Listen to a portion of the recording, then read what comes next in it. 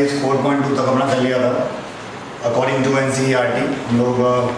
आज हम लोग बात करेंगे कि डिटर्मिनेंट का हम लोग और किस तरीके से उपयोग कर सकते हैं। ठीक है, जैसे हम लोगों ने क्लास 10th में एरिया ऑफ अ ट्रायंगल निकालना सीखा था या नहीं सीखा था। ठीक है, उस तरीके से हम लोगों ने ट्रायंगल का जो जिसमें हमें 3 कोऑर्डिनेट्स गिवन थे x1 y1 a, b के कोऑर्डिनेट थे x2 y2, c के कोऑर्डिनेट थे x3 y3। तो हम लोगों ने उस तरीके से जो है एरिया निकालना सीखा था में। ठीक है, उसी को हम लोग डिटर्मिनेंट फॉर्म में भी लिख सकते हैं। ठीक है, डिटर्मिनेंट में अगर आपको एरिया निकालना है तो कैसे निकालोगे आप। सो आज एक टॉपिक लगा लीजिएगा, area of a triangle. Okay, area of triangle, how you can calculate area of triangle. Okay, area of triangle निकालने के हमारे पास में 2 से 3 तरीके होते हैं भैया। आ जाओ, देखो जैसे मान लीजिए हमारे पास में एक ट्रायंगल है, if you have a triangle ABC, या आपके पास ट्रायंगल है ABC। इसके कोऑर्डिनेट आपके पास में x1, y1 है, इसके कोऑर्डिनेट आपके पास में x2, y2 है, इसके कोऑर्डिनेट आपके पास में x3, y3 है। And if you want to calculate the area of this triangle with the help of determinant, okay, then you can say delta is equal to 1/2 x1 y1 1, x2 y2 1, x3 y3 1। Okay, और इसको evaluate करना आपको आता ही है। x1 y1 1, x2 y2 1, x3 y3 1।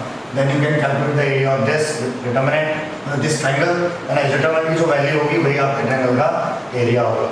Okay, now एक आपको direct formula भी याद होगा, डायरेक्ट फॉर्मूला से भी कर सकते हैं, बट अगर डिटरमिनेंट की मदद से बोला है तो आपको डिटरमिनेंट बना के ही करना पड़ेगा। ठीक है, एक मैंने आपको अगर याद हो स्टेयर्स मेथड सिखाया था, जैसे अगर मुझे ट्रायंगल का एरिया निकालना तो मैं कैसे निकालता हूँ, 1/2 ऐसे लिख दीजिए। यहाँ पे x1 y1, x2 y2, x3 y3, और लास्ट में अगेन वही x1 y1। आई बात बताया था नहीं बताया मैंने आपको।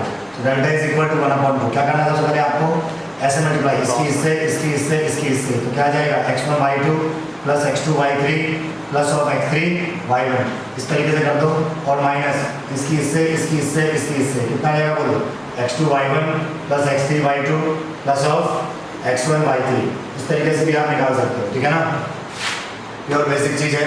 ठीक है, ये फॉर्मूला इसलिए काम का होता है क्योंकि इससे आप क्वाड्रेटर का एरिया निकाल सकते हो, किसी भी पॉलीगन का एरिया निकाल सकते हो। करना क्या है, जिससे शुरू करो उसी को खत्म करना है बस। नीचे नीचे सो मल्टीप्लाई, माइनस ऊपर ऊपर मल्टीप्लाई, बात खत्म हो गई। समझ बात। लेकिन इसकी मदद से सब ट्रायंगल कहीं निकलेगा ऐसे करके, समझ में आया नहीं आया। तो पहला इस्तेमाल समझ में आया आपको, मतलब डिटरमिनेंट का कोऑर्डिनेट ज्योमेट्री में किस तरीके से उपयोग हो रहा है। ठीक है, दूसरा हमारे पास में क्या आता है भैया, दूसरा हमारे पास में आता है कि मान लीजिए अच्छा ये तो पता ही है आपको कि अगर आपका एरिया नेगेटिव आ जाएगा तो आप उसे पॉजिटिव ले लोगे, इतना तो है ना। एब्सोल्यूट वैल्यू लेगा ना, उसकी पॉजिटिव वैल्यू होगी, एग्जैक्ट है ना, वो ध्यान रखिएगा।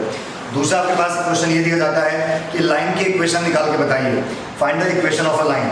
आप अगर लाइन की इक्वेशन कैसे निकालेंगे, यही कर देता हूँ, इक्वेशन ऑफ अ लाइन। ठीक है, equation of a line, equation of a line. अगर मान लीजिए आपके पास में 2 पॉइंट गिवन है, एक पॉइंट है ए x1, y1, और दूसरा पॉइंट है आपको b, उसके कोऑर्डिनेट आपको दे रखे हैं x2, y2। तो इसकी इक्वेशन निकालेंगे, कई तरीके आपने 11th क्लास में पढ़े हैं ना, point flow form, 2 point form, ये सब पढ़े हुए हैं बहुत सारे। डिटरमिनेंट में भी इसका तरीका होता है। वो क्या होता है, आपको करना क्या है, इक्वेशन निकालेंगे आपको इस तरीके से डिटरमिनेंट बनानी है। यहाँ लिखना है xy1, फिर लिखना है x1 y1 1, फिर लिखना है x2 y2 1, और इक्वल टू 0 कर देना है। समझो बात को। ये x और y क्या है, जो इक्वेशन में रहते हैं वेरिएबल्स, 2x + 3y ऐसे कुछ आता है नहीं आता है, पर x और y वहाँ रहेंगे। समझ में आ रहा है नहीं आ रहा है आपको, इस तरीके से आप सॉल्व कर सकते हो, दिक्कत वाली बात नहीं है। चलिए साहब, तो आपकी जो है इसकी इक्वेशन आ जाएगी, इक्वेशन ऑफ अ लाइन आ जाएगी। ठीक है साहब, अगर आप और भी देखें तो हमारे पास में और भी तरीके होते हैं। ठीक है साहब, तो अगर आप और भी देखेंगे तो आपको और भी जो है चीज़ें मिल जाएंगी हमारे पास में, क्या क्या उसका उपयोग हो सकता है, किस तरीके से हम लोग उसको जो है इस्तेमाल में ला सकते हैं। ठीक है, जैसे कि मैंने आपको बता दिया कि आप लाइन की इक्वेशन निकाल सकते हैं। ठीक है, और अगर मान लीजिए 3 लाइन कॉन्करेंट है, ठीक है साहब, ये बुक है, अगर आप चाहें तो आप भी परचेज कर सकते हैं, बढ़िया सी बुक है, इसके 12th तक की है। ठीक है, सिंगल्स लर्निंग की भी आती है, वो भी आप ले सकते हैं। ओके, जो भी बुक हो आप देखिए सॉल्व कर सकते हैं। ठीक है, उसमें कई चीज़ें मिल जाएंगी। अब मैं जो बता रहा हूँ वो शायद आपके एनसीईआरटी में नहीं है, देख लीजिएगा, समझ में आएगा तो ठीक है। अगर आपके पास मान लीजिए 3 लाइन है, ओके, मान लीजिए आपके पास 3 लाइन है, a1x plus b1y plus of c1 plus c1 equal to 0। दूसरी इक्वेशन दे रखी है a2x plus b2y plus c2 equal to 0। एक और दे रखी है a3x plus b3y plus c3 equal to 0। You have 3 straight line है ना, तीन लाइन है, अगर ये तीनों की तीनों कॉन्करेंट है, कॉन्करेंट समझते हो ना, कॉन्करेंट का मतलब क्या होता है, समगामी, है ना, हम लोगों ने पढ़ा हुआ है। जैसे आप देखें इलाहाबाद में क्या होता है, गंगा जी आती है, जमुना आती है, सरस्वती, गंगा जमुना सरस्वती, तीनों का कॉन्करेंट पॉइंट है। तो अगर तीनों लाइन एक जगह इंटरसेक्ट कर रही होंगी तो इससे बनने वाले डिटरमिनेंट की वैल्यू 0 होगी, यानी a1 b1 c1 a2 b2 c2 आई बार सॉल्व में क्या, और a3 b3 c3, डिटरमिनेंट की वैल्यू कितनी आएगी, 0। a1 b1 c1 a2 b2 c2 a3 b3 c3, अगर इनसे बनने वाले डिटरमिनेंट की वैल्यू 0 आ गई तो क्या हो जाएगा, कॉन्करेंट हो जाएगी तुलना है। अब डायरेक्ट तरीका होता है चेक करने का। वैसे हम लोग कैसे करते थे 11th क्लास में, पहले इन दोनों का इंटरसेक्शन पॉइंट निकालते थे और वो इसमें सेटिस्फाई करा देते थे। तो इन दोनों का इंटरसेक्शन पॉइंट अगर इसे सेटिस्फाई करेगा, इसका सीधा सीधा मतलब क्या है कि वो एक ही जगह इंटरसेक्ट कर रही है तीनों के तीनों। समझ में आ रहा है नहीं आ रहा है? तो चलिए सर, इसके बाद हमारे पास में सर्किल की इक्वेशन वगैरह भी हैं, ठीक है, और भी कई तरह की चीज़ें आती हैं, ठीक है साहब। पेयर ऑफ स्ट्रेट लाइन की कंडीशन भी आती है, बट उसे जो है अभी हम लोग जब पेयर ऑफ स्ट्रेट लाइन पढ़ाऊंगा तभी बात करेंगे, ठीक है। भाई मैंने ये तो स्ट्रेट लाइन का था, इसलिए मैंने आपको साथ में ये भी बता दिया। एनसीईआरटी में ऐसा कुछ है नहीं, ठीक है, एनसीईआरटी में सब दो हैं, एरिया ऑफ ट्रायंगल और area equation of a line. अब मान लो बोला जाए कि 3 पॉइंट्स कॉलिनियर हैं, तो आप तो इतने समझदार हो ही हो कि अगर तीनों पॉइंट्स कॉलिनियर है इसका मतलब तीनों पॉइंट किस पर हैं, एक ही लाइन पर है। समझ लो बात को क्या, 3 points are collinear, it means that they lie on a single line, and if 3 points lie on a single line it means that there is no triangle, there is no triangle formed, है ना, यहाँ पे कोई भी triangle नहीं बन सकता। अगर तीनों पॉइंट एक ही लाइन में तो ट्रायंगल बनने का सवाल ही नहीं उठता। जब ट्रायंगल ही नहीं बनेगा तो उसका एरिया 0 आएगा। तो अगर आपने ट्रायंगल का एरिया निकाला और वो आ गया 0, इसका मतलब वो तीनों कॉलिनियर थे, ओके। अब वो इसका उल्टा पूछ सकते हैं, तीनों पॉइंट में से कहीं पे के लिख देंगे, बोलेंगे अगर ये 3 पॉइंट्स कॉलिनियर हैं तो बताओ के की वैल्यू क्या होगी। तो हम क्या करेंगे, ट्रायंगल का एरिया निकाल के 0 पटाते हैं, सॉल्व कर लेंगे, आंसर जाएगा। समझ में आ रहा है नहीं आ रहा है? प्योर बेसिक चीज़ है भाई, ठीक है। तो उम्मीद करता हूँ आपको समझ में आ गया होगा, ठीक है, ओके। ये हमारे पास तो बेसिक चीज़ है, ठीक है। थोड़ा सा जो अनकंफर्टेबल रहता है इस तरीके से, क्योंकि क्लास नहीं होती अभी, बच्चे सामने नहीं होते, जो बच्चे सामने हैं वो बढ़िया हैं तो उनको समझ में आ जाता है, ठीक है, वरना आपको भी समझ में आ जाता होगा, ठीक है सर। उम्मीद करता समझ में आ ही रहा होगा, नहीं आ रहा है तो आप पूछ लीजिएगा, कोई दिक्कत नहीं है। अब चलते हैं आगे सर। एनसीईआरटी में जो हमारे पास में नेक्स्ट टॉपिक है साहब, वो है आपके पास minors and determinant. Minors and cofactors. Minors and cofactors क्या होते हैं, इसको समझने की कोशिश कीजिएगा साहब, okay. Minors and cofactors, okay. So we talk about the minors and cofactors. Minors and cofactors हम लोग कैसे निकालते हैं, इसके हमारे पास बहुत बढ़िया सी डेफिनेशन दे रखी है, एनसीईआरटी वाली भी है और वैसे वाली भी है, ठीक है। मैं आपको जो है नॉर्मल डेफिनेशन लिखवा देता हूँ कैसे हम लोग माइनर्स निकाल सकते हैं, ठीक है। ध्यान दीजिएगा, माइनर्स ऑफ एलिमेंट, आप इसको इस तरीके से समझिएगा कि माइनर्स ऑफ एलिमेंट, है ना, किसी भी एलिमेंट के जो माइनर्स, किसी भी एलिमेंट का जो माइनर्स होता है, आर ऑब्टेन्ड, आई बात समझ में क्या, are obtained by deleting row and column through that element. आई बात समझ में क्या, उसके रो और कॉलम को डिलीट करके जो है निकाला जा सकता है। इसको हम लोग डिनोट किया, पहला पॉइंट हो गया आपका। दूसरा पॉइंट, इसको हम लोग रिप्रेजेंट करते हैं, इसको किससे रिप्रेजेंट करते हैं, MIJ से। आई बात समझ में क्या, MIJ, जैसे M11 M22 M जो भी है, M12 कुछ भी हो सकता है, इसको हम लोग AIJ से MIJ से डिनोट करते हैं। MIJ का मतलब क्या है, minor of AIJ element. MIJ का मतलब क्या है यहाँ पे, माइनर ऑफ AIJ एलिमेंट। ये वाली बात समझ में आ रही है क्या, माइनर ऑफ AIJ एलिमेंट। आई बात समझ में, ठीक है सर। जैसे मान लीजिए आपके पास में डिटरमिनेंट गिवन है, D इज इक्वल टू, यहाँ लिखा हुआ है A11 A12 A12 A13 A21 A22 A23, सही लिख रहा हूँ भाई, A31 A32 A33। ये कितने ऑर्डर के डिटरमिनेंट है, 3 ऑर्डर के डिटरमिनेंट है, ठीक है। डिवाइड देखिए अपने आप ही हो जाएगी क्योंकि वो स्क्वायर मैट्रिक्स बनती है। ये समझ में आ गया आपको। अब मान लीजिए मुझे A11 का माइनर निकालना है, मुझे किसका माइनर निकालना है, A11 का, तो उसको मैं बोलूँगा M11। क्या बोलूँगा मैं उसको, M11। क्या लिखा है यहाँ पे, if you want to obtain minors of element are obtain by deleting row and column. आपको इसका निकालना है, इसके रो को डिलीट कर दो, कॉलम को डिलीट कर दो, क्या बचेगा बोलो, A22 A23 A32 A33। ये वाली बात समझ में आ रही है क्या आपको, A22 A23 A32 A33, okay. क्या करोगे, इसकी मल्टीप्लाई इससे कितना आ जाएगा, A22 A33 माइनस ऑफ इसकी इससे मल्टीप्लाई कर दो, कितना आ जाएगा हमारे पास में, A23 A32। ये हमारे पास में माइनर आ जाएगा, किसका माइनर आ जाएगा, M11 का। बात समझ में आ रही है क्या आपको, आपको समझ में आ गया। जिसका भी माइनर निकालना है उसके रो को कॉलम को डिलीट कर दो। एक और बता देता हूँ, मान लीजिए आपको किसका माइनर निकालना चाहो, बोलो A32 का निकाल दो। मान लीजिए हमें A32 का माइनर निकालना है, तो क्या हट जाएगा, उसकी कॉलम हट जाएगा, उसकी रो हट जाएगी। So if you want to find the minor of A32, अगर आपको A32 का माइनर निकालना है, इसका निकालना है, तो इसकी कॉलम को छोड़ दो, इसकी रो को छोड़ दो। यहाँ क्या बचेगा आपके पास, बोलो साहब A11, और यहाँ बचेगा A21, यहाँ क्या बचेगा A13, यहाँ क्या बचेगा A23, और इस डिटरमिनेंट की वैल्यू आप आसानी से निकाल सकते हो। उम्मीद करता हूँ आपको समझ में आ गया होगा। आई बात समझ में गया, इसमें कोई दिक्कत वाली बात तो नहीं आता। अच्छा समझ में आ गया हम लोगों ने किस तरीके से निकाला इसको, ठीक है साहब।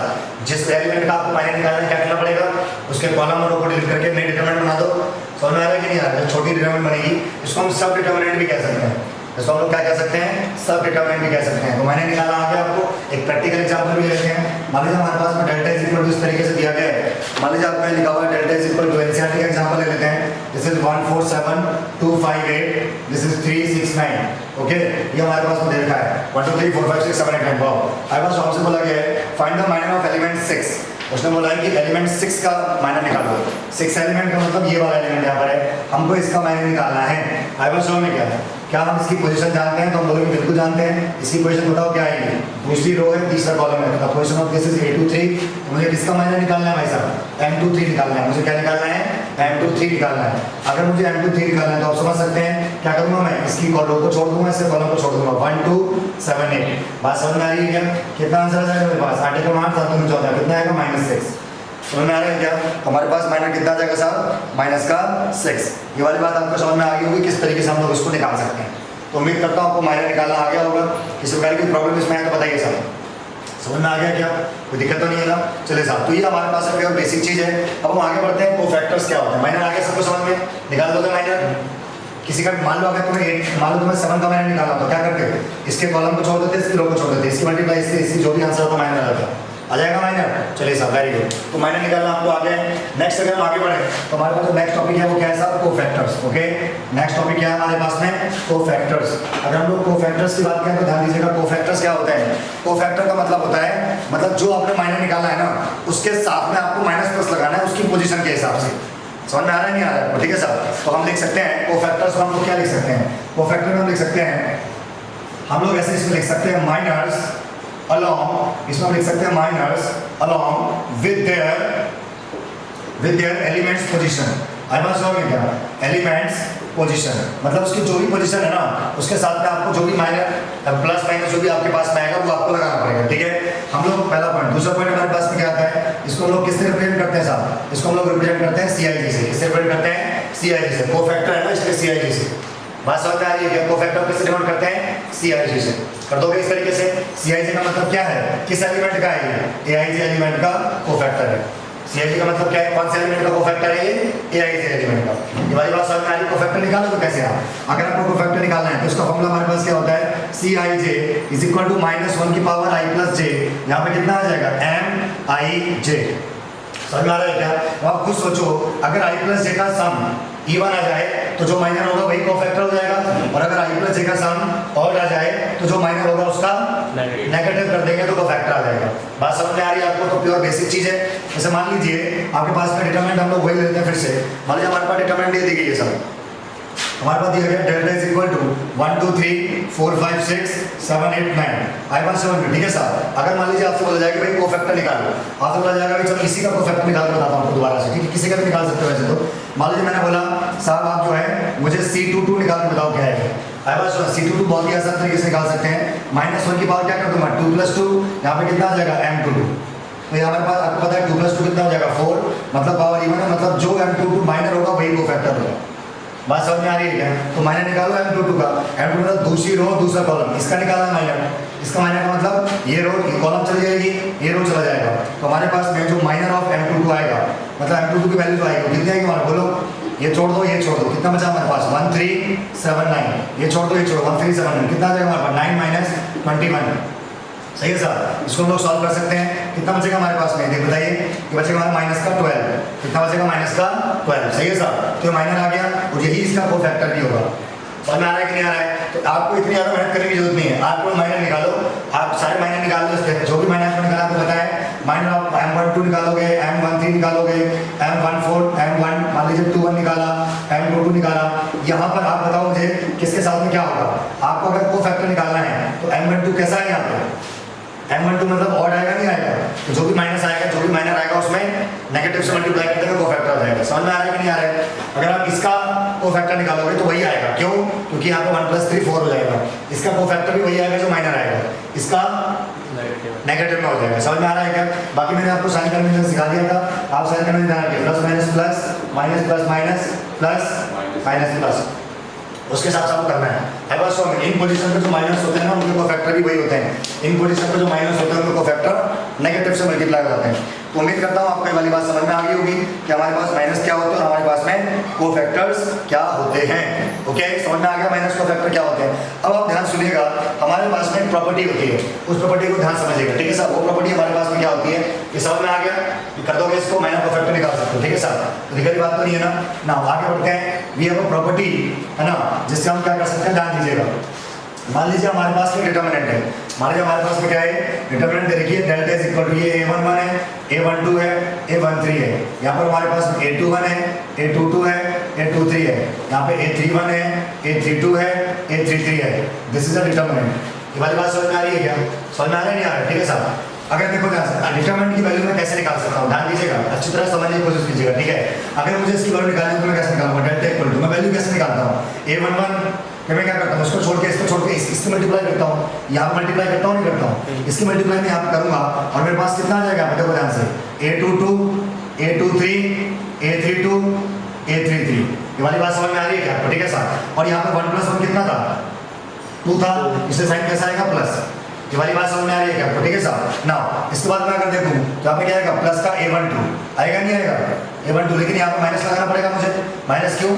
क्योंकि नेगेटिव पोजीशन पे ऑड आ रहा है। यहाँ पे कितना आ जाएगा, इसको छोड़ दो, इसको छोड़ दो, कितना आ जाएगा, a21, a23, a31, a33। ये वाली बात समझ में आ रही है क्या आपको? ठीक है साहब। प्लस इसके अगर अपन बात करें तो a13, इसके केस में हम लोग क्या करते हैं, इसको छोड़ दो, इसको छोड़ दो, यहाँ पे कितना आ जाएगा हमारे पास में, a21, यहाँ पे आ जाएगा a22, यहाँ पे आ जाएगा a31, a32। ये वाली बात समझ, आप नोटिस करो, अगर आप ध्यान दो तो ये हो गया आपका एलिमेंट a11 और ये इसका ही कोफैक्टर है। ध्यान देखो, अगर मैं आपको a11 का कोफैक्टर निकालने के लिए बोलूंगा तो आप देखोगे यही आएगा, आएगा नहीं आएगा? अरे आएगा नहीं आएगा? इसका कोफैक्टर यही है, मतलब मैं C11 लिख सकता हूँ यहाँ पे। चलिए साहब, मुझे बताओ ये रहा a12, अगर आप a12 का कोफैक्टर निकालोगे ना तो ये आएगा, वो भी नेगेटिव साइन के साथ, तो मैं यहाँ पे प्लस का C12 लिख देता हूँ। समझ में नहीं आया क्या? चलिए साहब, प्लस a13 का कोफैक्टर ये है, वो भी पॉजिटिव साइन के साथ, तो C13। तो क्या ऑब्जर्व हुआ आपको कि अगर किसी एलिमेंट को, किसी भी रो के एलिमेंट्स को उन्हीं के कोफैक्टर से अगर मल्टीप्लाई कर दिया जाए, किसी भी एलिमेंट के रो, मतलब कोई भी रो के एलिमेंट्स a11, a12, a13, उन्हीं के कोफैक्टर से अगर मल्टीप्लाई कर दिया जाए तो डिटरमिनेंट की वैल्यू आ जाती है। समझ में आ रहा है कि नहीं आ रहा है? किसी भी रो के सारे एलिमेंट्स को उनके कॉरेस्पॉन्डिंग कोफैक्टर से मल्टीप्लाई कर दिया। कॉरेस्पॉन्डिंग समझ लो ना बात को, मतलब ऐसा नहीं कि इसके कोफैक्टर को तुम इससे मल्टीप्लाई से करो, गलत हो जाएगा। समझ में आ रहा है कि नहीं आ रहा है? समझ लो बात को, किसी भी रो के सभी एलिमेंट्स को उनके कॉरेस्पॉन्डिंग कोफैक्टर से मल्टीप्लाई करोगे तो डिटरमिनेंट की वैल्यू आ जाएगी, और अगर किसी और के कोफैक्टर से मल्टीप्लाई कर दिया तो आंसर 0 हो जाएगा। नहीं आया समझ में? कोई दिक्कत तो नहीं है ना? अगर उन्हीं एलिमेंट के कोफैक्टर से मल्टीप्लाई करोगे तो डिटरमिनेंट की वैल्यू आएगी, और किसी और कोफैक्टर से मल्टीप्लाई करोगे तो डिटरमिनेंट की वैल्यू कितनी हो जाएगी, 0। समझ में आ रहा है नहीं आ रहा है? जैसे मान लीजिए मैंने यहाँ लिखा, बताओ उसकी वैल्यू क्या है, मान लीजिए मैंने यहाँ लिखा a21 c21, आई बात समझ में क्या, प्लस मैंने यहाँ लिखा a22 c22, प्लस मैंने लिखा a23 c23। बताओ डिटरमिनेंट की वैल्यू आएगी, 0 आएगा आंसर। डिटरमिनेंट की वैल्यू आएगी क्योंकि जो एलिमेंट है उसी का कोफैक्टर, जो एलिमेंट है उसी का कोफैक्टर, जो एलिमेंट है उसी का कोफैक्टर है। लेकिन मुझे यहाँ बताओ, मान लीजिए मैंने यहाँ लिखा a11, तो यहाँ लिख दिया मैंने c21, प्लस a12, फिर मैं लिख दिया c22, प्लस a13, फिर मैं लिख दिया c23। तो आंसर कितना आ जाएगा, 0। आंसर कितना आ जाएगा, 0, क्योंकि एलिमेंट आपने पहली रो के ले लिए और आपने जो कोफैक्टर्स है वो दूसरी रो के ले लिए। अगर आप, है ना, किसी रो के एलिमेंट को किसी दूसरी रो के कोफैक्टर से मल्टीप्लाई करोगे तो आंसर कितना आएगा, 0 आएगा। ऐसा ही कॉलम के साथ भी होता है। समझ में आ रहा है कि नहीं आ रहा है? कोई दिक्कत तो नहीं है ना? हाँ, अब आप बोलोगे भैया अगर मान लो हमने एलिमेंट तो रो के ले लिए और कोफैक्टर कॉलम के ले लिए तो कोई इसका कोई रिजल्ट नहीं आएगा, हो सकता है आंसर 0 आ जाए ना भी आए, कुछ कह नहीं सकते। लेकिन इतना श्योर है कि अगर आपने किसी भी रो के एलिमेंट्स को उसके कोफैक्टर से मल्टीप्लाई किया तो आंसर डिटरमिनेंट की वैल्यू आएगी, और अगर आपने किसी भी रो के एलिमेंट को किसी दूसरी रो के कोफैक्टर से मल्टीप्लाई कर दिया तो आंसर 0 आ जाएगा। ऐसा कॉलम के साथ भी होगा।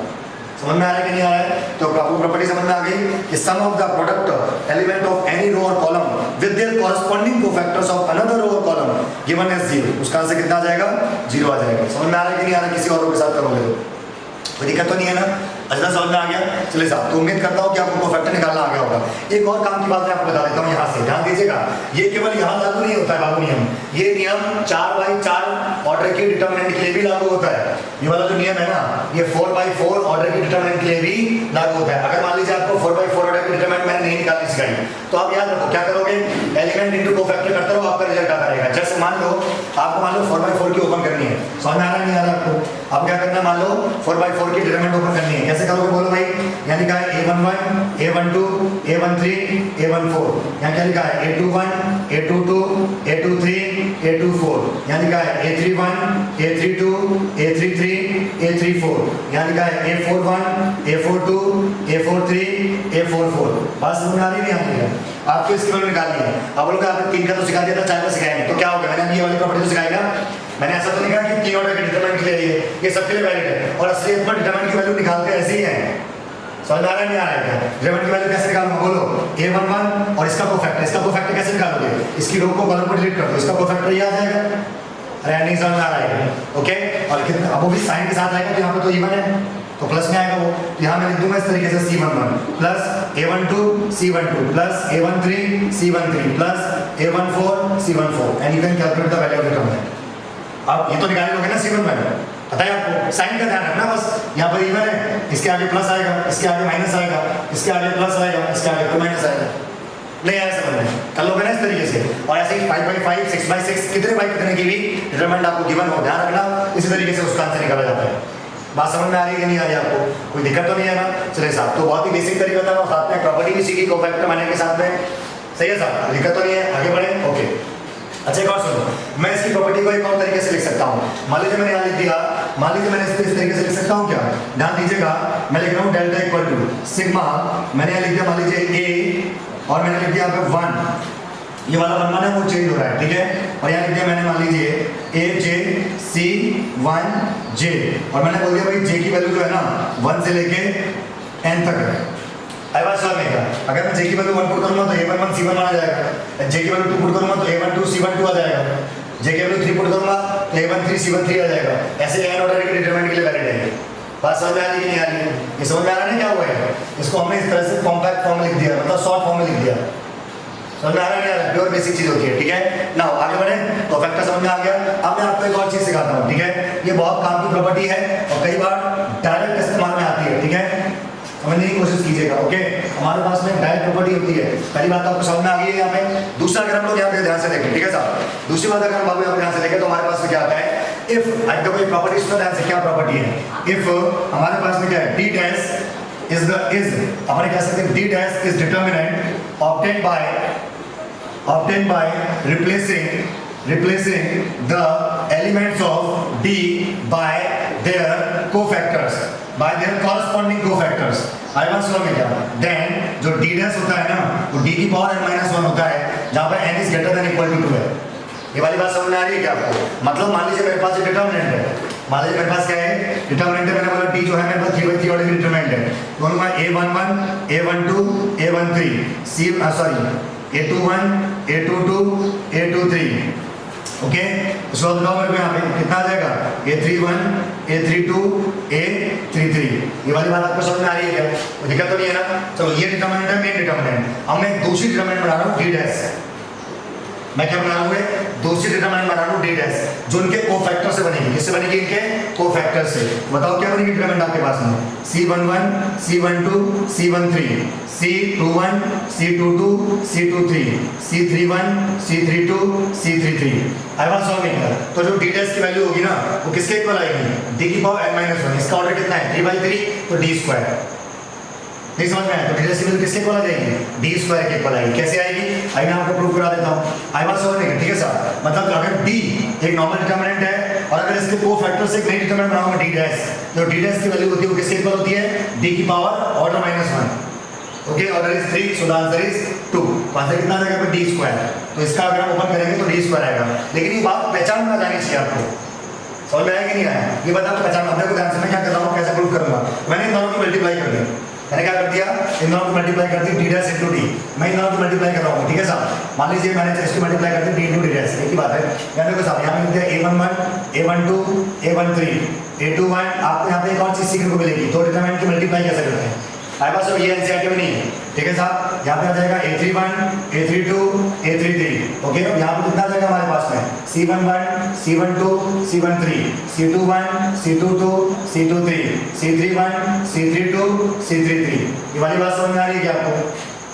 वाली बात तो नहीं आता। अब ध्यान देखो, दोनों डिटरमिनेंट को कैसे मल्टीप्लाई करेंगे। डिटरमिनेंट को मल्टीप्लाई करने के चार तरीके होते हैं।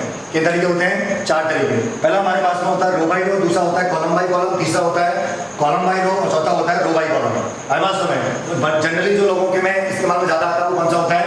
रो बाई रो।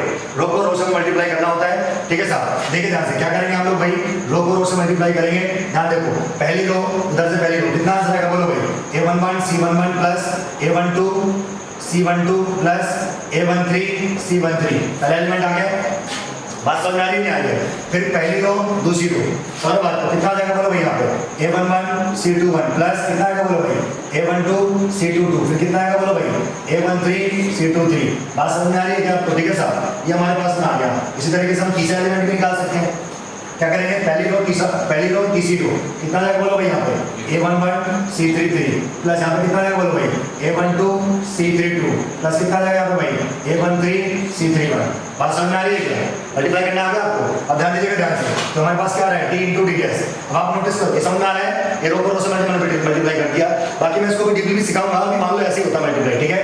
पहली रो दूसरी रो पहली रो तीसरी रो इस तरह से मल्टीप्लाई करना होगा डिटरमिनेंट। समझ में आ रहा है नहीं आ रहा है? अब आप यहाँ पे ध्यान दीजिएगा, समझ लो बात को क्या। अगर आप यहाँ पे ध्यान से देख रहे हैं तो अच्छा मैंने गलत लिख दिया था यहाँ पे, ये C31 था, सॉरी C31 C32 C33 मैंने उल्टा कर दिया। यहाँ पे C31 आएगा, यहाँ पे C33 आएगा। ये वाली बात आपको समझ आ रही है? गलती से हो गई, ठीक है सर, ये सही है ना? बाकी सब ध्यान देखो, मुझे बताओ इसकी वैल्यू कितनी आएगी। अगर आप ध्यान से देखें ना D into D D S, अगर आप ध्यान से देखें ना तो ये खुद अपने आप में D है। देखो ध्यान से, element into cofactor, element into cofactor, element into cofactor. तो जब एलिमेंट्स को उनके कॉरस्पॉन्डिंग कोफैक्टर से मल्टीप्लाई करते हैं डिटरमिनेंट की वैल्यू हो जाती है। तो ये कोई 8 आ जाएगा वापस, इसकी वैल्यू आ जाएगी और बाकी ये 0 हो जाएगा, 0 हो जाएगा। समझ में आ रहा है नहीं आ रहा है? ठीक है, ऐसे तुम दोबारा क्या करोगे, जब तुम यहाँ के एलिमेंट निकालोगे, दूसरी रो पहली रो दूसरी रो दूसरी रो दूसरी रो तीसरी रो आ जाएंगे तीनों, तो आप देखोगे ये 0 आएगा, D आएगा, 0 आएगा। ऐसे आप देखोगे जब इसमें करोगे तो क्या आएगा 0 0 D, इस तरीके से बनेगा। और आप ध्यान से देखो, यहाँ पे सर यहाँ से D कॉमन आएगा, यहाँ से D, यहाँ से D, तो बाहर क्या आएगा ओवरऑल DQ। यहाँ क्या बचेगा आपके पास 1 0 0 0 1 0 0 0 1, और इसकी वैल्यू 1 हो जाएगी। तो हमारे पास क्या आएगा D into D dash equal to DQ, तो D से D कट जाएगा, तो D डैश की वैल्यू कितनी हो जाएगी D स्क्वायर। हो गया ना प्रूफ? ऐसी एरर डायरेक्टली कितनी होगी D की पावर -1। समझ में आया नहीं आया आपको? कोई दिक्कत वाली बात तो नहीं है ना? चलिए, थैंक यू सो मच। चलिए साहब, तो ध्यान दीजिएगा, हमारे पास मैंने आपको बता दिया था ये वाली बात कि हमारे पास जो डी डैश है वो किसके इक्वल आ जाएगा D की पावर -1, ठीक है। यानी इसके अंदर N2 मैंने बताने की कोशिश की है किस तरीके से आया। अगर आपको याद आ जाए प्रूफ तो ठीक है, मोस्ट वेलकम, ना आ जाए तो कोई बात नहीं, मैं आपको डिटरमिनेंट की मल्टीप्लिकेशन अलग से सिखाऊंगा, अलग से वीडियो में, ठीक है, जिसमें हम लोग थोड़ा सा एडवांस चीजें सीखेंगे। समझ में आ रहा है कि नहीं आ रहा है? डिटरमिनेंट का डिफरेंशिएशन कैसे करते हैं, डिटरमिनेंट में इंटीग्रेशन कैसे करते हैं, दो डिटरमिनेंट को ऐड करना तो सिखा दिया था, दो डिटरमिनेंट को मल्टीप्लाई कैसे करते हैं। समझ में आ रहा है नहीं आ रहा है? ये हमारे पास में सारी की सारी बेसिक चीजें हैं। समझ में आ रहा है कि नहीं आ रहा है? कोई दिक्कत तो नहीं है ना? चलिए साहब, तो ये हमारे पास में प्योर बेसिक चीजें हैं और उम्मीद करता हूँ कि आपको समझ में अच्छी तरीके से आ रहा होगा, ठीक है। वैसे मैंने आपको समझा दिया है कि दो डिटरमिनेंट को मल्टीप्लाई कैसे करते हैं, रो बाई रो, पहली रो दूसरी रो पहली रो तीसरी रो, ओके, बढ़ते रहो ऐसे आगे। हाँ, आप लोग भी कॉलम में जा सकते हैं, बिल्कुल जा सकते हैं। आप पहली रो को पहले उसमें मल्टीप्लाई करो, ये आ गया। अब आपके ऊपर चॉइस है कि आप इधर बढ़ना चाहते हो कि इधर बढ़ना चाहते हो। अगर इधर बढ़ गए तो पूरी डिटरमिनेंट में ऐसे चलेगा। अगर मान लो मैंने इसे यहाँ पे और इसे यहाँ लिख दिया होता तो मेरे को बाकी रोज के ऐसे करना पड़ता था। नहीं आया समझ में आपको? समझ में आ गया ना? कोई दिक्कत तो नहीं है ना? चलिए साहब, तो प्योर बेसिक चीज है, देखिए समझ में आ रहा है क्या? चलिए साहब, तो डिटरमिनेंट को ऐसे मल्टीप्लाई करना सीखा हमने, और ये प्रॉपर्टी हमने सीख ली कि अगर एक डिटरमिनेंट है और एक दूसरी डिटरमिनेंट है जो उसी के कोफैक्टर से बनी हुई है, कॉरस्पॉन्डिंग कोफैक्टर से बनी हुई है, तो डी डैश की वैल्यू होती है वो D की पावर n-1 होती है। समझ में आ रहा है कि नहीं आ रहा है? चले साहब, तो प्योर बेसिक चीजें अगर आपको याद रह जाए तो अच्छी बात है, नहीं रहे तो कोई दिक्कत नहीं है, बोर्ड में नहीं आता है, मैंने बताने की कोशिश की है, समझ में आ जाए तो अच्छी बात है, कोई दिक्कत वाली बात नहीं होनी चाहिए, ठीक है। चलिए साहब, मैं इससे बता रहा हूँ ताकि थोड़ी बहुत आपको नॉलेज मिलती रहे। समझ में आ रहा है कि नहीं आ रहा है? ठीक है साहब, ओके। ये हमारे पास प्योर बेसिक चीजें हैं। इसके बाद हम लोगों ने जो है प्रॉपर्टीज वगैरह पढ़ ली थी। आगे क्या हम लोग बात करें तो हमारे पास देखिए क्या क्या कंडीशन बनती है और क्या क्या कंडीशन नहीं बनती है बाबू, ठीक है। तो जो जो मैंने आपको बताया है ना, उसमें अगर आप जाके देखें तो आपको एक नोट मिलेगा एनसीईआरटी के पेज नंबर 124 पे। 123 तो माइनस एंड कोफैक्टर्स जो है स्टार्ट हो चुके हैं, ठीक है। चलिए साहब, इसके बाद हमारे पास में आता है पेज नंबर 124। तो इसमें बहुत बड़ी नोट लिखा हुआ है जो मैंने बता दिया आपको, if elements of a row are multiplied with cofactors of any other row then their sum is 0। हमारे पास उनका सम क्या हो जाएगा, 0 हो जाएगा। ये वाली बात समझ में आ गई क्या? यहाँ पे उन्होंने बढ़िया से एग्जाम्पल भी दिया है इसका, देखो आप यहाँ पर उन्होंने एग्जांपल दिया है, एग्जांपल नंबर 22। अगर आप एग्जांपल नंबर 22 की वैल्यू देखें कौन सा 0 आ रहा है, क्योंकि 0 इसलिए आ रहा है, नहीं उसको समझने की जरूरत नहीं है। आई वाज समझ में क्या है, क्योंकि उन्होंने जो मल्टीप्लाई किया, आप अपनी बुक लेके बैठेंगे तो आपको समझ में आ जाएगा। एग्जांपल नंबर 22 जो है वो इसी पे आधारित है, एक्सरसाइज 4.4। मुझे तो लगता नहीं कि मुझे आपको बताना चाहिए, लास्ट वाला मैं आपको दिखा देता हूँ। क्वेश्चन नंबर जो हमारे पास 4 है, आई वाज 5 जो हमारे पास में, ठीक है साहब। You can see question number 5। Okay, if delta is this and A is the cofactor of this, उसने बोला बताओ इसकी वैल्यू कौन सी सही होगी, डिटरमिनेंट की वैल्यू कौन सी होगी, a11 a11 a12 a21 a13 a31। सो मेरे हिसाब से आंसर बी हो जाएगा, सॉरी बी नहीं होगा, हमारे पास बी नहीं होगा, डी होगा। आप चेक कर लो, element into cofactor same to same होना चाहिए पूरे उसमें, ऐसे नहीं केवल 2 जगह होना 3 जगह होना, फिर हम कुछ नहीं कह सकते उसके बारे में, ठीक है। तो ये हमारे पास बता साहब, उम्मीद करता हूँ मैं इतना समझाने में सफल रहा आपको, ठीक है साहब। तो मेरे हिसाब से आपको मैं डिटरमिनेंट की मल्टीप्लिकेशन भी सिखा दिया, कोफैक्टर भी सिखा दिया, कल हमारी प्रॉपर्टीज की बात भी हो चुकी थी। ओके, तो कल मैंने आपको मतलब पुरानी वीडियोज में मैंने आपको जो है कुछ ऑपरेशंस लगाने भी सिखाए थे, कुछ स्टैंडर्ड जो है मैंने आपको क्या बता दी थी, स्टैंडर्ड जो हमारे पास में डिटरमिनेंट्स होती है जिनकी वैल्यू याद रखने के लिए कहा गया था, वो आपको याद हो गया होगा। ओके दोस्तों, चलो आगे बढ़े। नेक्स्ट हमारे पास देखिए क्या है, नेक्स्ट टॉपिक हमारे पास में आता है symmetric determinant and skew symmetric determinant. ये क्या होता है, ये भी एनसीईआरटी में मेरे हिसाब से नहीं है, हम लोग जानने की कोशिश करते हैं, ठीक है साहब। चलिए तो हेडिंग लगा लीजिएगा, symmetric determinant and skew symmetric determinant. Okay, now symmetric determinant किसको कहते हैं भैया, जब aij इक्वल टू aji हो then determinant is symmetric। आई बात समझ में क्या, समझ में आ गया। aij equal to aji conjugate elements याद है, aij इक्वल टू aji क्या होते हैं, कॉन्जुगेट एलिमेंट्स होते हैं। यानी कि एग्जांपल के तौर पर मैं आपको देता हूं, आपको बताया था नहीं वाली बात, all hostel girls having boyfriends going for cinema. आई बात समझ में क्या, ध्यान देखो, आई बात समझ में क्या, aij इक्वल टू aji मतलब हमें वो एलिमेंट्स लेने हैं जहां पर दोनों बराबर नहीं है। देखो ये वाला एलिमेंट इसके इक्वल है, इसका नाम बताओ, इसका एड्रेस बोलो a12, इसका बोलो क्या आएगा a21। देखो बराबर है नहीं है, ये दोनों बराबर होने चाहिए। समझ में आ रहा है कि नहीं आ रहा है? मैंने यहाँ पे इसकी बात नहीं करी, डायगोनल की कोई बात ही नहीं करी मैंने, समझ में आ रहा है नहीं आ रहा है? ये देखो सेम है, ये देखो सेम है। ओके, ये डिटरमिनेंट कैसी हो गई, सिमेट्रिक डिटरमिनेंट हो गई। डिटरमिनेंट कैसी हो जाएगी आपकी, सिमेट्रिक डिटरमिनेंट हो जाएगी। यहाँ तक समझ में आ गया, प्योर बेसिक्स हमारे पास में, उम्मीद करता हूँ आपको समझ में यहाँ पर आ गया होगा, ठीक है। इसकी वैल्यू मैं आपको निकाल के दिखा देता हूँ बहुत ही बढ़िया तरीके से, वैल्यू निकाला मैंने आपको सिखाया था। आई बात समझ, ठीक है साहब। इसकी वैल्यू मैं कैसे निकाल सकता हूँ, ध्यान दीजिएगा। एक तरीका तो ये जो आप अपने तरीके से इसकी वैल्यू निकाल सकते हैं, एक तरीका हमारे पास में होता है सॉरस मेथड, सिखाया था कल। क्या करते हैं, पहली 2 रो को और अगला आप छाप दो, AHG, यहाँ पे क्या जाएगा HBF, फिर क्या करते हैं बोलो साहब, इसकी मल्टीप्लाई करो, कितना आएगा बोलो, डिटरमिनेंट की वैल्यू कितनी आ जाएगी, ABC plus HFG plus GHF। सही कर रहा हूँ ना, ये बनेगी और ये बनेगी यहाँ पे, ठीक है। इसको एक ब्रैकेट में डाला फिर माइनस, फिर यहाँ से बनेगी ये वाली बनेगी, ये वाली बनेगी, ये वाली बनेगी, कितना आ रहा बोलो भाई, BG² माइनस प्लस सॉरी क्या जाएगा बोलो यहाँ पे AF² प्लस CH²। तभी से लिखा जाए तो आपके पास डेल्टा की वैल्यू आएगी, पता है कितनी आएगी, ABC प्लस ऑफ 2FGH। देखो 2FGH बन जाएगा, बन जाएगा minus AF² minus BG² minus of CH²। ये हमारे पास में सिमेट्रिक डिटरमिनेंट की वैल्यू होती है। Direct you can put the value, अगर आपको पता है सिमेट्रिक डिटरमिनेंट है तो आप इस तरह से उसको सॉल्व कर सकते हो। मैं आपको एक और बात बता देता हूँ, ये जो डेल्टा होता है ना, इसको हम डिस्क्रिमिनेटरी कहते हैं। हमारे पास में 2 डिग्री इक्वेशन जो होती है ना, जनरल 2 डिग्री इक्वेशन वो होती है ax² plus of by² plus of 2hxy plus of 2gx plus of 2fy plus of c equal to 0। ये 2 डिग्री की जनरल इक्वेशन होती है। भाई बात समझ में क्या, मैंने आपको बताया था ये वाली बात, ये इक्वेशन समय समय पर अपना रूप बदलती है। समझ लो बात को क्या, सर्किल भी बना सकती है, पैराबोला भी बना सकती है, एलिप्स भी बना सकती है, हाइपरबोला भी बना सकती है और पेयर ऑफ स्ट्रेट लाइन भी बना सकती है। आपको याद होगा सर्किल की इक्वेशन क्या होती है बोलो साहब, x² plus y² plus of 2gx plus of 2fy plus c equal to 0। होता नहीं होती सर्किल की इक्वेशन। तो अगर इस वाली इक्वेशन को सर्किल की इक्वेशन बननी है तो क्या शब्द होनी चाहिए, a बराबर b होना चाहिए, h 0 होना चाहिए। तो ये इक्वेशन किसको रिप्रेजेंट करेगी, सर्किल को रिप्रेजेंट करेगी। और इस इक्वेशन में जो डेल्टा होता है ना, वो ये होता है, जैसे आपके पास नॉर्मल इक्वेशन होती है ax² plus of bx plus c, तो हम इसका डिस्क्रिमिनेंट निकालते हो क्या आता है आपका डिस्क्रिमिनेंट, बोलो यहाँ पे b² माइनस 4ac, उसके हिसाब से आप इसके रूट्स बताते हो। वैसे ही इसका जो डिस्क्रिमिनेंट होता है वो ये होता है डिसाइडर। आई बात समझ में क्या, इसकी वैल्यू अगर 0 आ गई, इसकी वैल्यू अगर क्या आ गई 0 आ गई, तो पेयर ऑफ स्ट्रेट लाइन को रिप्रेजेंट करेगा। ये वाली बात समझ में आ रही है कि नहीं आ रही है? बाकी अलग अलग शर्तें और होती है, उसके बारे में हम लोग बात करेंगे। समझ में आ रहा है नहीं आ रहा है? ABC + 12GS - AF² - BG² - CH²। समझ में आ रहा है कि नहीं आ रहा है? प्योर बेसिक चीज है, ये जनरल इक्वेशन होती है। नहीं समझ में आया कोई दिक्कत नहीं है। सिमेट्रिक डिटरमिनेंट समझ में आया? सिमेट्रिक डिटरमिनेंट की वैल्यू ये होती है, ध्यान रखो, ABC + 12GS - AF² - BG² - CH²। अगर मेरे को कोई सिमेट्रिक डिटरमिनेंट देगा तो मैं ज़्यादा दिमाग में लगा के इसमें उसकी जो भी वैल्यूज है, मुझे पता है कहाँ पे क्या चीज़ लिखी हुई है, उसकी वैल्यू अप्लाई करूँगा, सॉल्व करके आंसर निकालूंगा। बात खत्म। समझ में आया नहीं आया? समझ में आया कि नहीं आया? तो सिमेट्रिक डिटरमिनेंट का इस्तेमाल कर लोगे, कैसे हम लोग कर सकते हैं? याद कैसे बताया था, कैसे याद रखते हैं इसको? All hospitals having boyfriends going for cinema. थोड़ा मजाकिया है लेकिन याद तो हो जाता है। आई वाज समझ में क्या? तो उम्मीद करता हूँ आपको सिमेट्रिक डिटरमिनेंट का समझा पाया हूँ, ठीक है? सिमेट्रिक डिटरमिनेंट किसको कहते हैं? जब AIJ बराबर AJI हो जाए, है ना? ऐसी डिटरमिनेंट जिसमें AIJ की वैल्यू किसके इक्वल हो? AJI के इक्वल हो, कॉन्जुगेट एलिमेंट्स इक्वल हो जाए। समझ में आ रहा है कि नहीं आ रहा है? चलिए सर, तो ये हमारे पास में आ गया था। इसके बाद अगर लोग बात करें skew symmetric determinant, skew symmetric determinant क्या होता है? AIJ equal to minus of AJI। आई बात समझ में? ये हमारे पास में आता है, तो उसको हम लोग क्या बोलते हैं? स्क्यू सिमेट्रिक डिटरमिनेंट कहते हैं।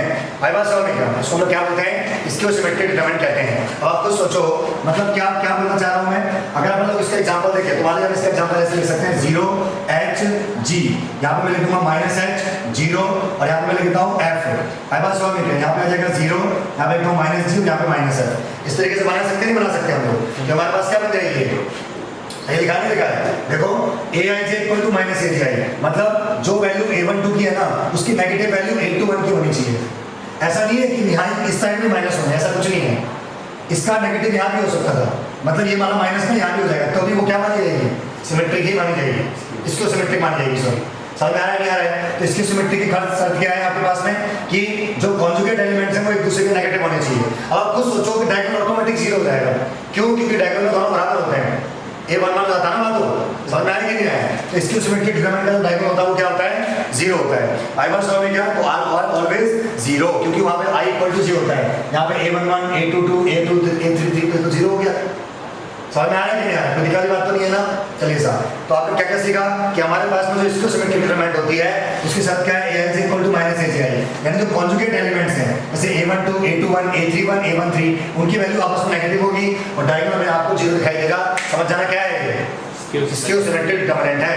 आई बात समझ में क्या? नाउ अब यहाँ पे मैंने आपको बात याद दिलाई थी कि स्क्यू सिमेट्रिक डिटरमिनेंट अगर ऑड ऑर्डर की है, कैसी है? ऑड ऑर्डर की है तो उसकी वैल्यू 0 होती है। इसका ऑर्डर क्या है? 3/3 ऑड ऑर्डर, तो इसका आंसर 0 आएगा। सॉल्व करके देख लो।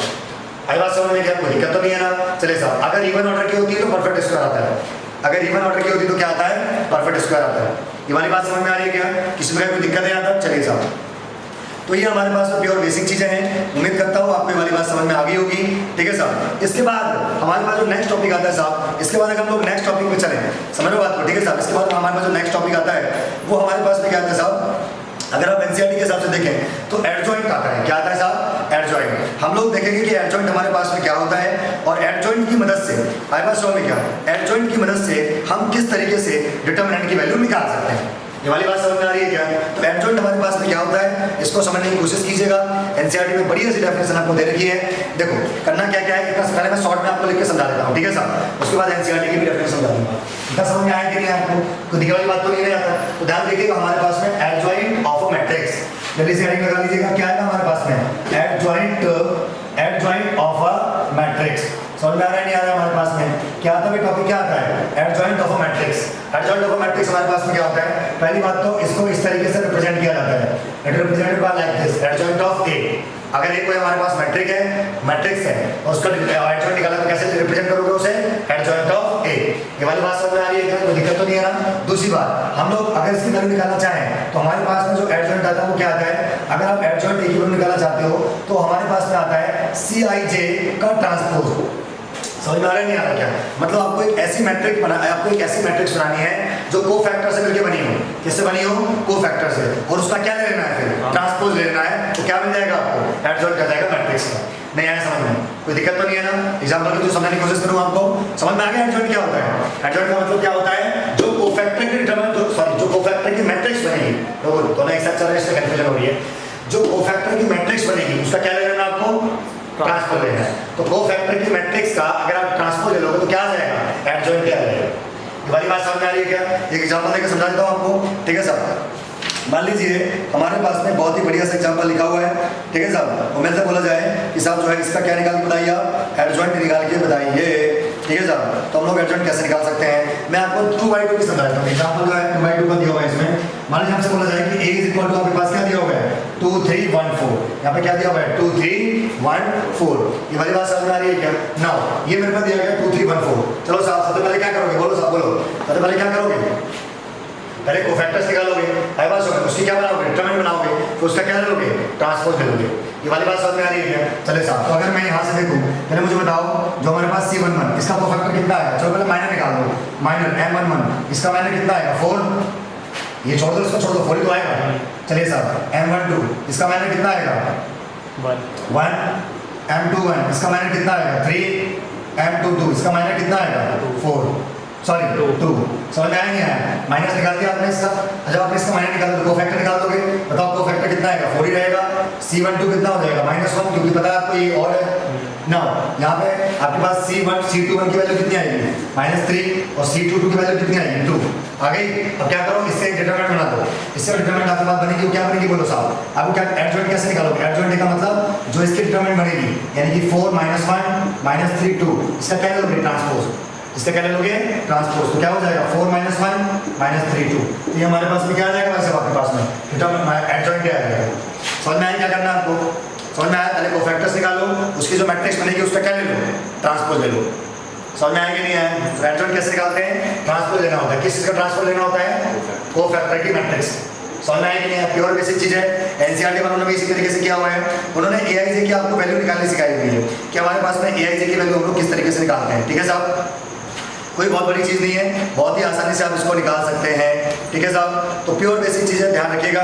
कोफैक्टर की मैट्रिक्स बनाइए, उसका ट्रांसपोज ले लीजिए, आपके पास क्या आ जाएगा, एडजॉइंट आ जाएगा। अब यहाँ पर एक और नया नियम लागू होता है, वो नियम लेकिन 2/2 के लिए होता है। क्या होता है, आप इन दोनों को ध्यान से देखो, क्या हुआ है इन दोनों में, कुछ दिखा आपको, देखो ये एक्सचेंज हो गए, इनके साइन नेगेटिव हो गए, हुए नहीं हुए, यानी अगर 2/2 की, चलो मैं एक एग्जांपल के थ्रू बताना चाहता हूँ आपको। मान लीजिए हमारे पास यहाँ लिखा हो 7 8 या लिखा हो 9 10, और मैं आपसे बोलूँ कि चलो भाई इसका मुझे एडजॉइंट बताओ, क्या आएगा, बोले जरा एक बार इसका एडजॉइंट क्या आएगा, 10 7 -9 -8, दिस इज आवर आंसर। नहीं आया समझ में क्या? तो 2/2 ऑर्डर की अगर मैट्रिक्स है तो उसका जो हमारे पास में एडजॉइंट होता है तुरंत निकाल सकते हो। नहीं आया समझ में? अगर 2/2 ऑर्डर की मैट्रिक्स है तो उसका जो एडजॉइंट होगा वो तुरंत निकाल दोगे। अगर 3/3 का होगा तो मैंने समझाया कैसे करना है। सबसे पहले ट्रांसपोज की मैट्रिक्स बनाओ और उसका सबसे पहले कोफैक्टर की मैट्रिक्स बनाओ और उसका क्या ले लो आप, ट्रांसपोज ले लो। नहीं आया समझ में क्या? दिक्कत तो नहीं आ रहा? कई बार मैं ट्रांसपोज को कोफैक्टर बोल देता हूँ, है ना? समझ में आ रहा है कि नहीं आ रहा है? लास्ट बार बोल रहा हूँ, एडजॉइंट का मतलब क्या होता है, कोफैक्टर की जो मैट्रिक्स बनाओगे उसका ट्रांसपोज ले लो, आपके पास में एडजॉइंट आ जाएगा, बात खत्म होगी, ठीक है सब, ज़्यादा बात क्या करना है। समझ में आया सबको यहाँ तक? कोई दिक्कत की बात तो नहीं है ना? और 2/2 का निकाल दोगे किसी भी तरह से। चलिए साहब, अब आते हैं मोस्ट इंपॉर्टेंट चीज, आई बात सुनो, प्रॉपर्टीज ऑफ एडजॉइंट। समझ लो बात को क्या, एनसीईआरटी में इसका प्रूफ भी है, वो भी हम लोग करेंगे। तो हम लोग हेडिंग निकालेंगे प्रॉपर्टीज ऑफ एडजॉइंट।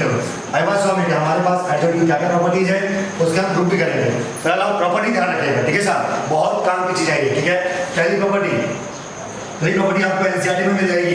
हमारे पास में अगर मैं एडजॉइंट ए से मल्टीप्लाई करूं तो हमारे पास में डिटरमिनेंट की वैल्यू इनटू आई आ जाएगा, या फिर आप इसको एडजॉइंट ए इनटू ए भी लिख सकते हो।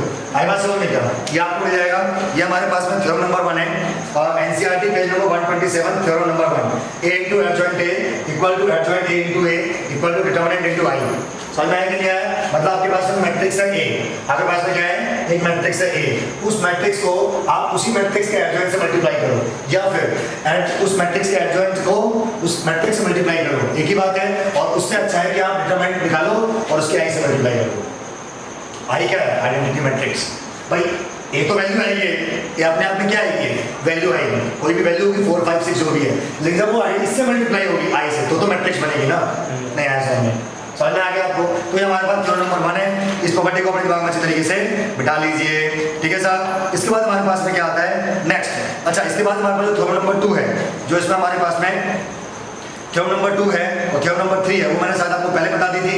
पहले क्या बताया था मैंने आपको कि अगर डिटरमिनेंट की वैल्यू 0 आ जाए, अगर डिटरमिनेंट की वैल्यू 0 आ जाए तो क्या बोलते हैं उसको, सिंगुलर है, सिंगुलर मैट्रिक्स है। अरे नहीं आया समझ में?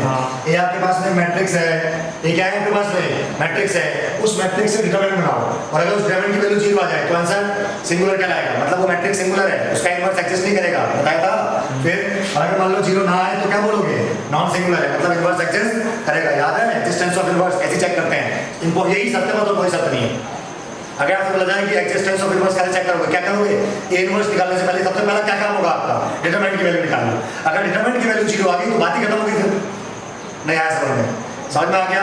आप लोगों को याद होगा हम लोगों ने लास्ट एक्सरसाइज में मैट्रिक्स इनवर्स निकालना सिखाया था एलिमेंट्री ऑपरेशन के समय, एलिमेंट्री ऑपरेशन की वजह से। और मैंने कहा था ऑपरेशन लगाते समय अगर कोई भी रो या कोई भी कॉलम क्या बन जाए, 0 बन जाए, तीनों किसी भी रो के सारे एलिमेंट 0 हो जाए या किसी भी कॉलम के सारे एलिमेंट 0 हो जाए तो उस मैट्रिक्स का इनवर्स एग्जिस्ट नहीं करता, क्योंकि ऐसे केस में डिटरमिनेंट की वैल्यू 0 आएगी। आप खुद ही सोचो, नहीं आया समझ में, समझ में आ रहा है क्या, ये वाली प्रॉपर्टी समझ में आ गई, कोई दिक्कत तो नहीं है ना। अच्छा दूसरी जो इन्होंने थ्योरम बताई है, थ्योरम नंबर 3, वो ये लिखा हुआ है if A and B are non singular matrices of the same order then A B and B A are also non singular matrices of the same order.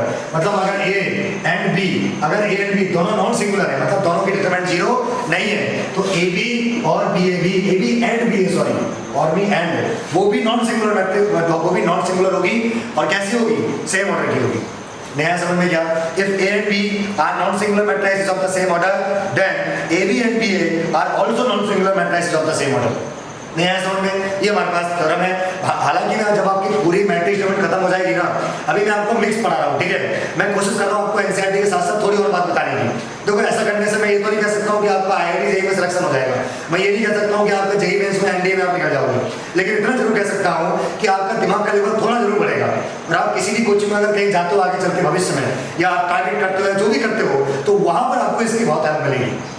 एक बच्चा केवल एनसीईआरटी पढ़ के किसी जगह गया, समझ रहे बात को, मान लीजिए आप कहीं पढ़ने के लिए गए किसी कोचिंग में, आपने केवल एनसीईआरटी पढ़ी है तो आपको प्रॉपर्टी ही नहीं पता, समझ रहे बात को क्या, तो आप बच्चों से पहले पीछे हो जिनको बात पता है, तो एटलीस्ट कम से कम मैं आपको प्रॉपर्टी तो बता रहा हूँ ना।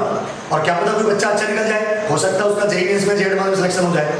आई बात समझ में क्या, समझ में आ रहा है कि नहीं आ रहा है, इसलिए मैं आपको सारी बातें बताना चाहता हूँ कि हाँ ये भी पता होना चाहिए आपको, ये भी पता होना चाहिए आपको। बात समझ में आ रही कि नहीं आ रही है, मैं गारंटी तो नहीं ले सकता कि आपका आईआईटी जेईई में सिलेक्शन हो जाएगा या आपका जेईई मेंस में सिलेक्शन हो जाएगा या एनडीए में सिलेक्शन होगा, उसकी गारंटी तो दुनिया में कोई नहीं ले सकता। समझ में, चाहे वो हिंदुस्तान का कितना बड़ा टीचर क्यों ना हो, इस बात की कोई गारंटी ले ही नहीं सकता।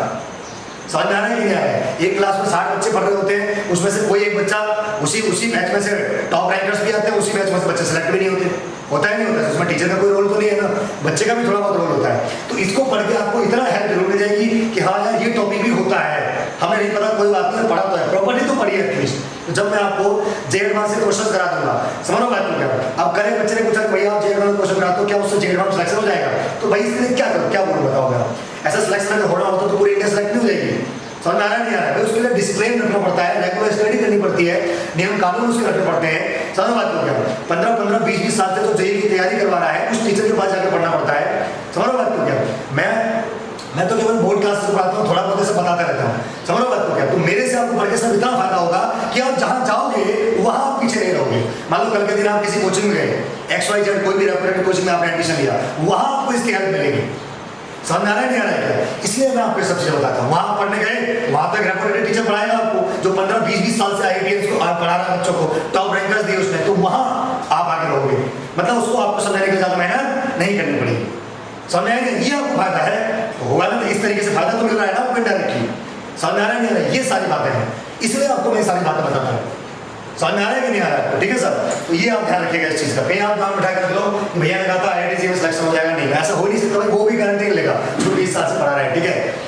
समझ में आ रहा है कि नहीं आ रहा है, ओके। तो ये मैंने बात बता दी आपको, अगर ए नॉन सिंगुलर मैट्रिक्स है, बी नॉन सिंगुलर मैट्रिक्स है, तो ए बी भी नॉन सिंगुलर मैट्रिक्स होगी, बी ए भी नॉन सिंगुलर मैट्रिक्स होगी, वो भी सेम ऑर्डर की। ये मैं नहीं कह रहा हूँ, एनसीईआरटी कहती है, ठीक है। दूसरी बात, क्या मैंने आपके वाली बात बताई थी कि अगर मेरे पास में 2 मैट्रिक्स मल्टीप्लाई है और मैं दोनों के डिटरमिनेंट मल्टीप्लिकेशन की जो नई मैट्रिक्स आएगी उसके डिटरमिनेंट निकाल के मैं इसको ऐसे लिख सकता हूँ, नहीं बताया था मैंने आपकी वाली प्रॉपर्टी, बताई थी मैंने, नहीं बताई थी मैंने, ये एनसीईआरटी बता दिया। ये वाली बात समझ में आ रही है क्या आपको, कोई दिक्कत तो नहीं है ना, कर लोगे आप इस चीज को, चलिए साहब बता दो इसको। ओके, नेक्स्ट प्रॉपर्टी पे आते हैं साहब। नेक्स्ट प्रॉपर्टी हमारे पास में क्या लिखी हुई है साहब, नेक्स्ट अगर हम लोग प्रॉपर्टी देखें तो हमारे पास में आती है ये वाली प्रॉपर्टी, हमारे पास में आती है कि अगर आपके पास में एडजॉइंट ए लिखा हुआ है, ओके। दूसरी प्रॉपर्टी नंबर 2, अगर आपके पास में एडजॉइंट ए लिखा हुआ है और इसकी डिटरमिनेंट है, मतलब एडजॉइंट की डिटरमिनेंट का मतलब होता है हमारे पास में डिटरमिनेंट की पावर n-1। ये बहुत ही ज्यादा इस्तेमाल में आने वाली प्रॉपर्टी है। आई बात समझ में क्या, मतलब एडजॉइंट निकालोगे आप किसी मैट्रिक्स का, उसका डिटरमिनेंट निकालोगे, समझ रहा है, और किसके बराबर होगा, डिटरमिनेंट की पावर n-1। डिटरमिनेंट वैल्यू है, उसकी पावर n क्या है, ऑर्डर ऑफ द मैट्रिक्स, जो भी ऑर्डर होगा उसका। समझ में आ रहा है कि नहीं आ रहा है? कोई दिक्कत की बात तो नहीं है ना? तो ये हमारे पास में प्योर बेसिक चीज होती है। सही है साहब? दो तीन प्रॉपर्टी और लिखवा देता हूँ, ध्यान रखिएगा। प्रॉपर्टी नंबर 3, प्रॉपर्टी नंबर 3 में जो तो मैंने बता दी। प्रॉपर्टी नंबर 3 क्या आती है साहब? ये हमारे पास में आती है एडजॉइंट ऑफ एडजॉइंट ए। अगर एडजॉइंट ऑफ एडजॉइंट ए लिखा हुआ है और उसकी डिटरमिनेंट है, तो इसका हमारे पास आंसर आता है डिटरमिनेंट की पावर n-1 का होल स्क्वायर। ओके, चौथी प्रॉपर्टी हमारे पास में क्या आती है? अगर मेरे पास दिया मान लीजिए एडजॉइंट ऑफ, और मान लीजिए इस तरीके से लिखा हुआ आपके पास में एडजॉइंट ऑफ एडजॉइंट ए, और इस तरीके से लिखा हुआ डिटरमिनेंट नहीं लगा हुआ है, तो इसका आपका आंसर आएगा डिटरमिनेंट की पावर n-2 इनटू a। इसे मैट्रिक्स जानते हो ना? तो ये एक वैल्यू आएगी, जब इससे मल्टीप्लाई होगा तो मैट्रिक्स आएगी, और वो मैट्रिक्स इस तरीके से भी निकाली जा सकती है। एडजॉइंट अपने आप में एक मैट्रिक्स है, उसका भी आपको एडजॉइंट लेना है। नहीं आया समझ में? तो ये इस तरीके से, मतलब इतना काम करने की जरूरत नहीं, ये कर तो आंसर आ जाएगा। बात समझ में आ रही है क्या? इसलिए प्रॉपर्टी बता रहा हूँ ये वाली, ठीक है? फिफ्थ पॉइंट, अगर हम लोग फिफ्थ पॉइंट की बात करें तो हमारे पास जो नेक्स्ट प्रॉपर्टी है वो हमारे पास में क्या आती है साहब? ऐसा आप 3 के लिए भी कर सकते हैं, ठीक है साहब? ऐसा आप क्या कर सकते हैं? 3 के लिए भी कर सकते हैं। वैसे 4 प्रॉपर्टी आपके लिए सफिशिएंट होगी करने के लिए, ठीक है साहब? इनके प्रूफ भी हम लोग अलग से वीडियो में कर देंगे। फिलहाल आप इनको इस तरीके से जो है ध्यान रख सकते हो, इस पर कोई दिक्कत आपको यहाँ तक नहीं होनी चाहिए, ठीक है साहब? अब मान लीजिए मेरे से बोला जाए कि 3 एडजॉइंट लगाओ। मान लो एक मैं प्रॉपर्टी के थ्रू लिखवा देता हूँ आपको। मान लीजिए लिखा हुआ है एडजॉइंट, और मान लीजिए लिखा हुआ है एडजॉइंट इस तरीके से लिखा हुआ है, और एक लिखा हुआ है एडजॉइंट ऑफ ए। बात समझ में आ रही है क्या? इस तरीके से आपके पास लिखा हुआ है, बोला जाए साहब इसकी वैल्यू निकालो। क्या बोला जाए साहब? इसकी वैल्यू निकालो। तो हम लोग इसकी वैल्यू कैसे निकालेंगे? 3 एडजॉइंट 4 भी हो सकते हैं, कैसे निकालोगे बोलो? देखो आपको वाली प्रॉपर्टी पता है क्या? याद है ना? अगर मैं एक ही जगह एडजॉइंट नहीं रख दूं तो क्या ये नहीं बन जाएगा? ये नहीं आया समझ में? अगर मैं इस वाली प्रॉपर्टी में एक ही जगह क्या रख दूं? एडजॉइंट ये रख दूं, नहीं आया समझ में? तो मैंने ए को किससे रिप्लेस कर दिया? एडजॉइंट ए से। रिप्लेस करो इस वाली प्रॉपर्टी में। भाई ये प्रॉपर्टी तो लागू होती है ना? मैं एक जगह कुछ भी करूं, ए भी तो मैट्रिक्स है। करो भाई, क्या आएगा बोलो साहब? तो क्या रहेगा यहाँ पे? एडजॉइंट ऑफ, यहाँ पे क्या जाएगा? एडजॉइंट, और एक ही जगह में क्या रख दिया? Adjoint A. ये वाली बात समझ में नहीं आ रही क्या आपको? ठीक है साहब? तो वो काम मुझे इधर भी करना पड़ेगा। एक ही जगह क्या रखना पड़ेगा मुझे? एडजॉइंट है, तो मेरे पास आ गया एडजॉइंट है, और इसकी पावर कितनी थी मेरे पास में? n-1 का होल स्क्वायर। अभी मैंने आपको प्रॉपर्टी बताई थी कि एडजॉइंट की जगह तो ये भी लिख सकता हूँ, लिख सकता हूँ, लिख सकता हूँ। तो मैं लिख दूंगा, कितना आ जाएगा मेरे पास में? डिटरमिनेंट की पावर n-1, और इस पूरी की होल पावर कितनी थी आपके पास में? n-1 का होल स्क्वायर। आपको पता है पावर मल्टीप्लाई हो जाएगी, तो डिटरमिनेंट की पावर कितनी आ जाएगी? n-1 का होल क्यूब। तो बन जाएगा नहीं बन जाएगा? इस तरीके से समझ में आ रहा है? नहीं? आई थिंक 4 के लिए करें, 5 के लिए करें, 6 के लिए करें ना, अब आप क्या कर सकते हैं भाई साहब? सॉल्व कर सकते हैं। ये वाली बात समझ में आ रही है क्या? कोई दिक्कत वाली बात तो नहीं है ना? चलिए साहब, तो ये हमारे पास प्योर बेसिक चीज़ है, और इस तरीके से जो है आप इसको सॉल्व कर लीजिएगा अच्छे तरीके से कि हमारे पास इसकी वैल्यू क्या आएगी, उसकी वैल्यू क्या आएगी, जो भी हमारे पास कंडीशन बनेगी इस तरीके से हम लोग निकाल सकते हैं, ठीक है? नाउ अगर हम लोग आगे की बात करें तो ध्यान दीजिएगा, हमारे पास 2-3 प्रॉपर्टीज और हैं, उसको भी समझने की कोशिश कीजिए, ठीक है साहब? अगर मान लीजिए ये समझ में आ गया आपको, 5 प्रॉपर्टी समझ में आई, 5 प्रॉपर्टी समझ में आ गई आपको। नेक्स्ट प्रॉपर्टी देखिएगा साहब। हाँ भाई, नेक्स्ट प्रॉपर्टी ना जाओ। नेक्स्ट प्रॉपर्टी क्या कहती है? अगर मान लीजिए आप एडजॉइंट ए का ट्रांसपोज ले रहे हो, इससे अच्छा आपने जो एडजॉइंट ए निकाला हुआ है ना, आप उसी का ट्रांसपोज ले लो। बात समझ में आ रही है कि नहीं आ रही है? ये वाली बात इसका मतलब समझते हो? एक मैट्रिक्स है, पहले उसका ट्रांसपोज लिया गया होगा, फिर एडजॉइंट लिया गया होगा। यहाँ पर एडजॉइंट ए है, फिर ट्रांसपोज लिया गया, एक ही बात है, ऐसा मैं कर सकता हूँ। आई बात समझ में क्या? नेक्स्ट, अगर हम नेक्स्ट पे चलें, मान लीजिए लिखा हुआ है एडजॉइंट ऑफ ए बी। देखो ध्यान से, ये प्रॉपर्टी तीसरी प्रॉपर्टी है। यहाँ पे क्या लिखा हुआ है? Adjoint of B into adjoint of A. आई बात से उल्टा खुल गया, देखो ऐसा उल्टा कहाँ एक जगह और खुलता है, कहाँ पे? जो हम ट्रांसपोज लेते हैं, इनवर्स में भी उल्टा होता है, याद है? याद है उल्टा उल्टा खुलने वाला? जो बताया था मैंने आपको, अगर आप ए बी का ट्रांसपोज लोगे तो क्या आएगा? B transpose A transpose. अगर आप ए बी का इनवर्स निकालोगे तो क्या आएगा बोलो भाई? B inverse A inverse. ऐसे आप एडजॉइंट ऑफ ए बी करोगे तो एडजॉइंट बी एडजॉइंट ए। मैं सारी प्रॉपर्टी को एक साथ समराइज करवाऊंगा आपको, चिंता मत करो। आई बात समझ में क्या? प्रूफ भी करवाता रहूंगा साथ साथ ही। अभी प्रूफ कराऊंगा तो फिर और दिमाग खराब होगा आपका। अभी आप ऐसा ही प्रॉपर्टी याद रखो कि ऐसा होता है तो ऐसा होता है, ऐसा होता है तो ऐसा होता है, ठीक है? नेक्स्ट, अगर मान लीजिए आपको दिया जाए एडजॉइंट के अंदर के लिखा हुआ है, तो आप के की पावर n-1 बाहर निकाल के सिंपली एडजॉइंट ए लिख सकते हो। नहीं आई बात समझ में क्या आपको? ये भी हमारे पास में प्रॉपर्टी होती है, तो दिखा भी बात तो नहीं है ना? समझ में आ गया आपको साहब? अगर आपके पास में एडजॉइंट ऑफ के लिखा हुआ है तो के की पावर क्या हो जाएगी? n-1 और एडजॉइंट ए। ये उल्टा खुलेगा, ये ट्रांसफर बन जाएगा। मेरी बात समझ में आ गई होगी आपको? तो दिखा बात तो नहीं है? तो पहली प्रॉपर्टी समझ में आ गई, ये सारी की सारी प्रॉपर्टी उम्मीद करता हूँ आपको समझ में आ गया होगा। किसी प्रकार की कोई दिक्कत नहीं होगी यहाँ तक। बहुत ही बेसिक चीजें हमारे पास में, क्या कंडीशन है क्या नहीं है, ये सारी चीजें इसमें बनती है, ठीक है? एडजॉइंट ऑफ एडजॉइंट ए की पावर -2 इनटू ए, ठीक है साहब? सारी प्रॉपर्टी एक बार मैच करा लेंगे हम लोग, तो हमारे पास सारे के सारे आंसर मैच करेंगे, ओके? एन का मतलब क्या होता है भैया यहाँ पे? Order of matrix. तो उम्मीद करता हूँ आपको मेरी बात समझ में आ गई होगी, ठीक है साहब? चलिए, थैंक यू सो मच।